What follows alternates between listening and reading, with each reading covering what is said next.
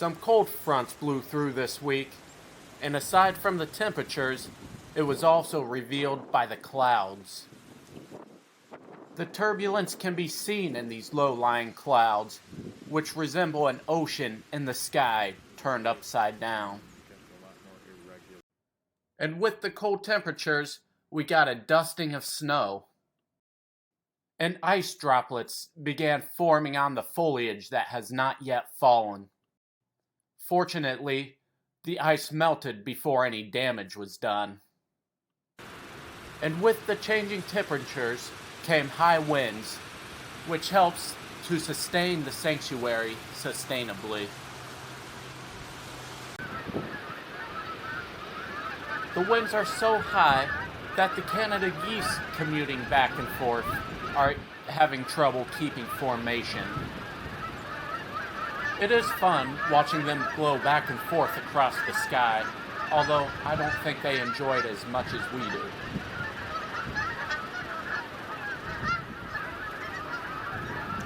And needless to say, we are still seeing thousands every day.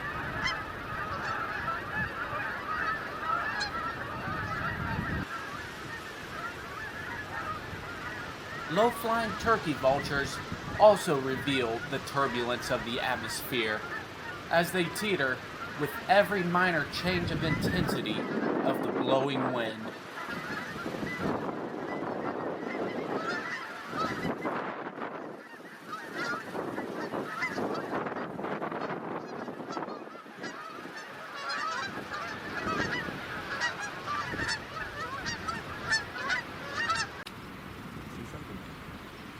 American crows have also began congregating and commuting in large flocks.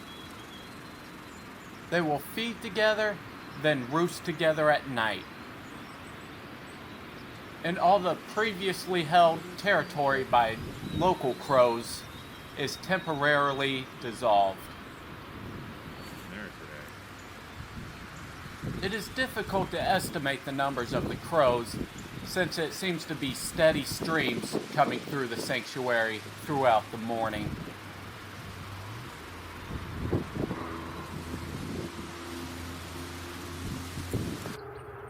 And occasionally, we get a huge flock of blackbirds through, such as these grackles.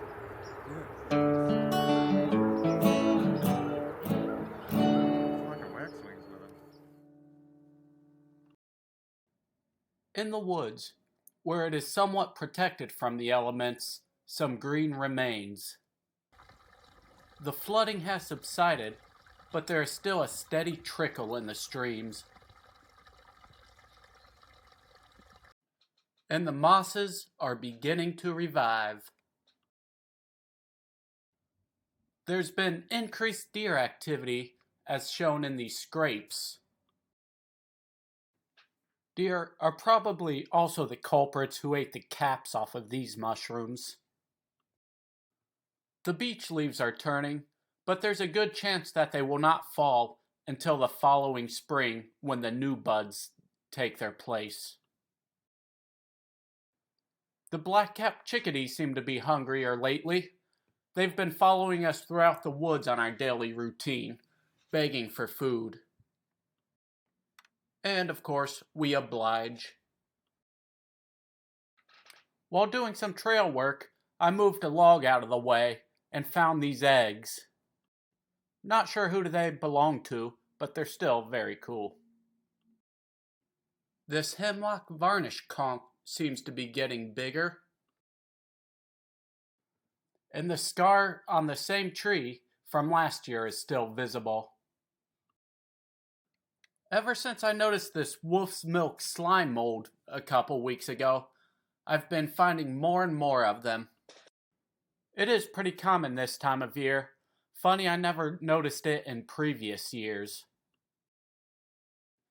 As I continue my study on mushrooms, I keep finding some that are difficult to identify. I think I may have to start doing spore prints in order to facilitate the ID. Also, there's so many various kinds, I'm considering a third mushroom guide.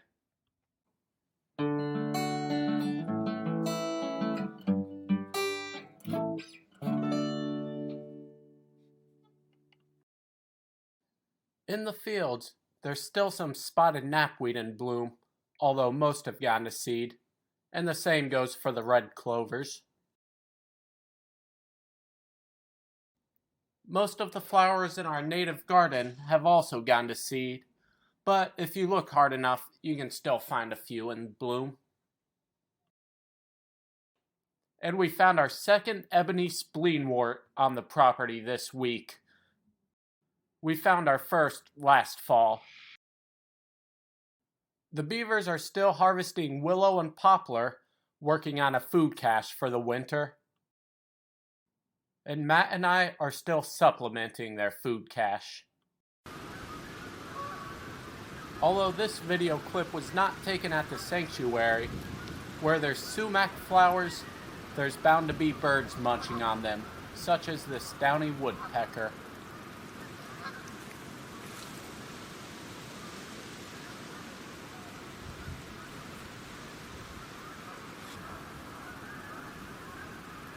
There are also more and more robins hanging around, especially immature robins.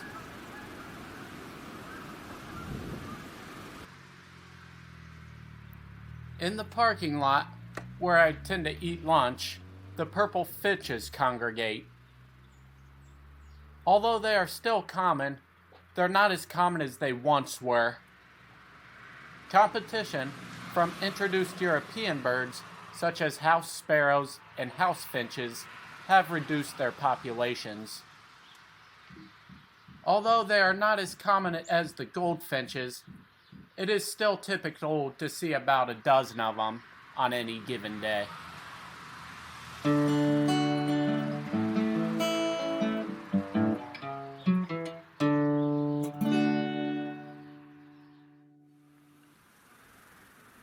Not far from the sanctuary, about a 30-minute drive, on the outskirts of Hamilton, New York, is a place called Woodman Pond.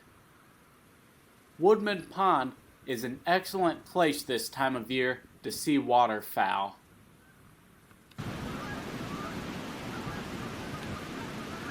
Amongst the waterfowl are American coots.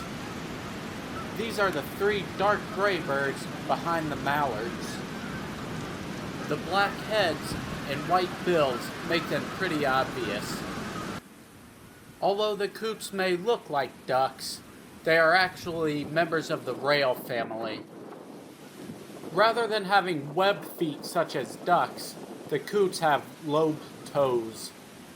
This makes walking on land easier for them, although they tend to be clumsier flyers.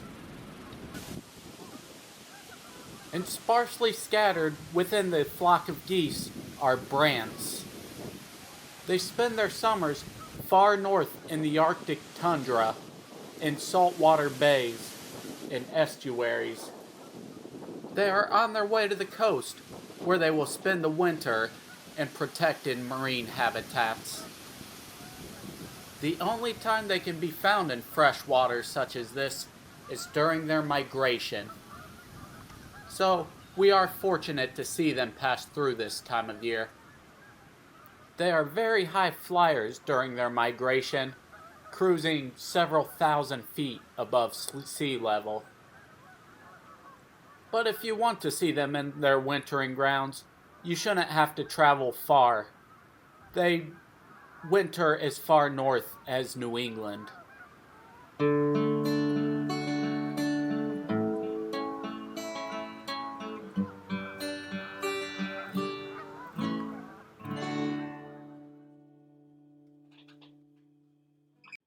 And that wraps up another great week at the sanctuary.